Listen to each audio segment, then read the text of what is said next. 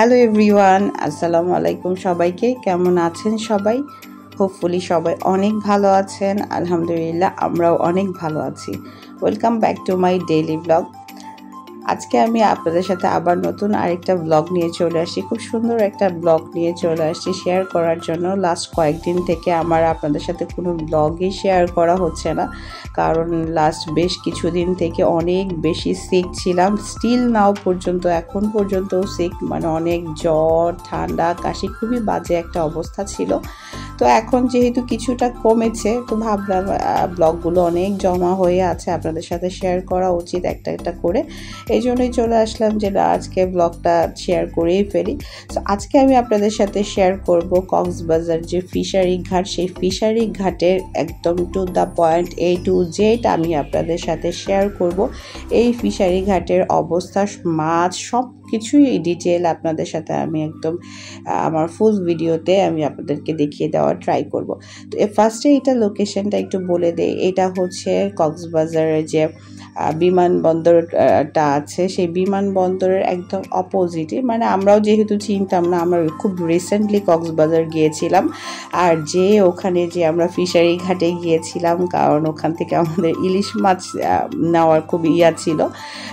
So ওই কাজের জন্যই গিয়েছিলাম। তো ভাবলাম যে আপনাদের জন্য একটা ব্লগ করে নেই, যেন আপনাদের সাথে আমি শেয়ার করতে পারি।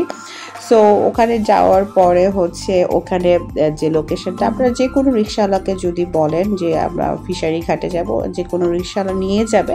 তারপরে হচ্ছে এটা একদম কক্সবাজারের যে বিমানবন্দরটা, বিমানবন্দরের একদম অপোজিটে হচ্ছে গেলে, একটু সামনে গেলেই হচ্ছে আপনারা এই ফিশারি ঘাটটা দেখতে পাবেন। আর এই তো দেখেন, এখন যেহেতু ইলিশের সিজন, একদম এত বড় বড় ইলিশ মাছ। এখানে আমি আপনাদেরকে কতটুকু বোঝাতে পারছি জানি না, মানে সাইজটা এক্স্যাক্টলি আপনারা বুঝতে পারছেন কিনা জানি না, বাট এখানে কিন্তু সব ধরনের ইলিশ মাছ ছিল। মানে এখন তো আমরা বলতে গেলে ইলিশের সিজন, আর এখানে আসলে আপনারা সব ধরনের মাছই হচ্ছে পেয়ে যাবেন, কারণ এখানকার যে জেলেরা, ওনারা হচ্ছে একদম 10 দিন 15 দিন করে করে সমুদ্রের ট্রলার নিয়ে নিয়ে হচ্ছে এই মাছগুলো একসাথে ধরে থাকে। এখানে প্রায় প্রতিদিন, আমি ওখানে যাওয়ার পরে যেটা শুনেছি, শুনে তো আমি একদম অবাক হয়ে গিয়েছি। এটা আমার আসলে নিজেরও ধারণার বাইরে ছিল। সো ওখানে যাওয়ার পরে শুনেছি একদম প্রতিদিন এখানে 40 থেকে 50 কোটি টাকার মাছ হচ্ছে এখান থেকে সেল হয়। সো এখানে মানে আপনি সকাল ভোরবেলার থেকে ওদের হচ্ছে মাছ আসা শুরু করে, সকাল 5টার থেকে।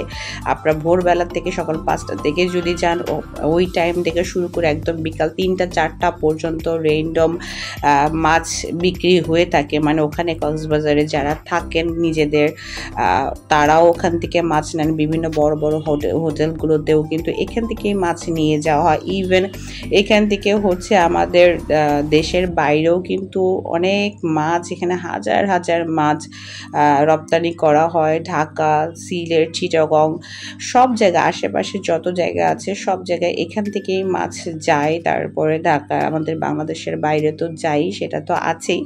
তো এইটা হচ্ছে এখানকার জেলেরা সারা রাত হচ্ছে 15 দিন 20 দিন দেখা যায় সমুদ্রে অনেক কিছু ফেস করে এই মাছগুলো হচ্ছে তারা থেকে অনেক কষ্ট করে এইগুলো ধরে। সো এখানে কিন্তু অনেক টাকার মাছ প্রতিদিন বিক্রি হয়। আর এখানে আপনারা সব ধরনের সামুদ্রিক মাছগুলোই পেয়ে যাবেন। সামুদ্রিক মাছ ছাড়াও আরও অনেক যে মাছ আমরা খেয়ে থাকি নর্মালি, সব ধরনের মাছই আপনারা পেয়ে যাবেন।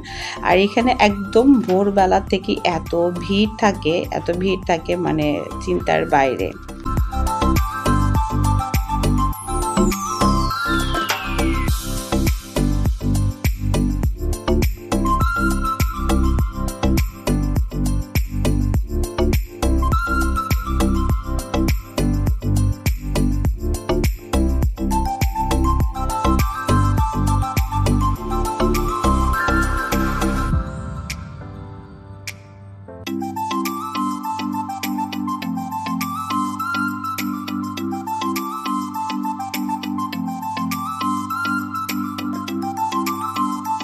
আর এখানে কিন্তু আপনারা হচ্ছে একদম যারা আশেপাশ থেকে মাছ কিনতে আসে, মানে কক্সবাজারের পাশ থেকে মাছ কিনে খায়, তারা কিন্তু অবশ্যই এখানে একটু যারা মানে অল্প পরিসরে মাছ কিনে খায় তারা কিন্তু এখান থেকে অবশ্যই দামাদামি করে নিতে হবে। আমরা যেহেতু একটু ইলিশ মাছ কেনার ইচ্ছাতে ওখানে গিয়েছিলাম, আসলে আমরা কক্সবাজার থেকে আসার আগের দিন ওখানে গিয়েছিলাম, যেদিন আমরা ঢাকা ব্যাক করবো তার আগের দিন গিয়েছিলাম, যে ককশিটে করে অনেকগুলো ইলিশ মাছ হচ্ছে কুরিয়ার করে পাঠিয়ে দিয়েছি।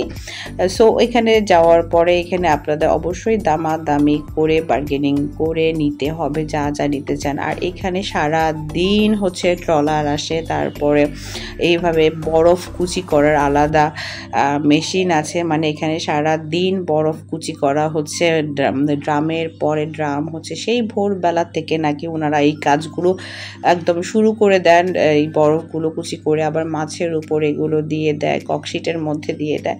সো এই কাজগুলো আসলে ওনাদের একটা রেগুলার রুটিন, মানে রেগুলার বেস রুটিন হয়ে গিয়েছে, মানে প্রতিদিন সকাল থেকে তারা এই কাজগুলো করেই আসলে অভ্যস্ত, এটা করেই আসলে তাদের জীবিকা নির্বাহ মানে হয়ে থাকে। মানে ওখানকার যে জেলেরা আছে তাদের সবার জীবিকা কিন্তু এটার উপরেই ডিপেন্ড করে আসলে। সো এখানে এত এত মাছ ছিল, মানে দেখেই মনে হচ্ছিল যে আসলে সবই নিয়ে নেওয়া যায়, তো যদি মানে একদম ফ্রেশ ফ্রেশ মাছ। আপনারা এখানে আসলে একদম, আমরা যেটা ঢাকার থেকে খাই, দেখা যায় অনেক জায়গা থেকে অনেক কিছু করে ঢাকায় যায়, সেটা খাই, ওইভাবে ফ্রেশটা পাই না। বাট এটা হচ্ছে একদম সারা রাত ভরে তারা মাছ এখানে মাছ ধরে, সেটা হচ্ছে সকালে ভোরবেলাতে একদম ট্রলারগুলো নিয়ে এসে একদম ফ্রেশ মাছ আপনারা এখান থেকে নিয়ে নিতে পারবেন, বা ফ্রেশ একদম মাছ পেয়ে যাবেন, সব ধরনের ফ্রেশ মাছ পেয়ে যাবেন।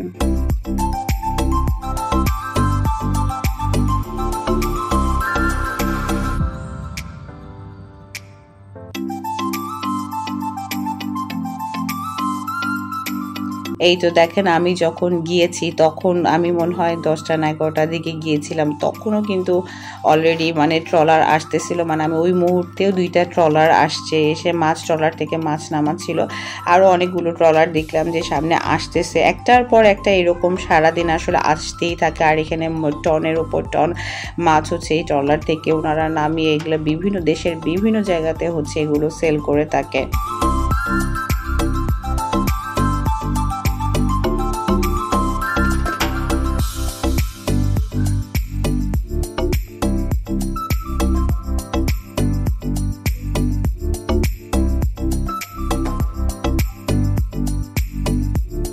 মাঝে মাঝে আসলে ওনাদের কথা চিন্তা করলে অনেক খারাপ লাগে, কারণ ওনারা অনেক কষ্ট করে এই মাছগুলো ধরে। অনেক সময় দেখা যায় মাসের পর মাস ফ্যামিলি থেকে একদম দূরে সমুদ্রের মাঝখানে হচ্ছে 15 দিন 20 দিন মাসও চলে যায়, যে থেকে হচ্ছে ওখানেই থাকে, ওখানেই রান্না বান্না করে ওখানে থেকে মাছ তারা হচ্ছে ট্রলার ভর্তি করে মাছ নিয়ে আসে।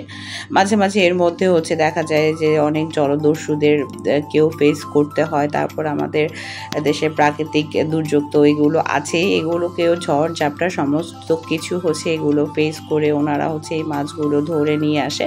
তো এইগুলো যখন আসলে চিন্তা করা হয় তখন হচ্ছে অনেক খারাপ লাগে। কিন্তু আমি যে রিক্সা দিয়ে গিয়েছিলাম, রিক্সাওয়ালা মামাটাও আমাকে বললো যে ওনারা কিন্তু অনেক লাভ করে, মানে অনেক টাকার বিজনেস এটা। ওনারা যে ট্রলার ভরে ভরে অনেক কোটি কোটি টাকার মাছ এক এক ট্রলারে করে নিয়ে আসে। ওনাদের আসলে এই সকাল থেকে একদম বিকাল পর্যন্ত ঠিক এইভাবে অনেক জাঁকজমকভাবে এরকম বেচা কেনা, মাছের যে বেচা কেনাটা সেটা হয়ে থাকে।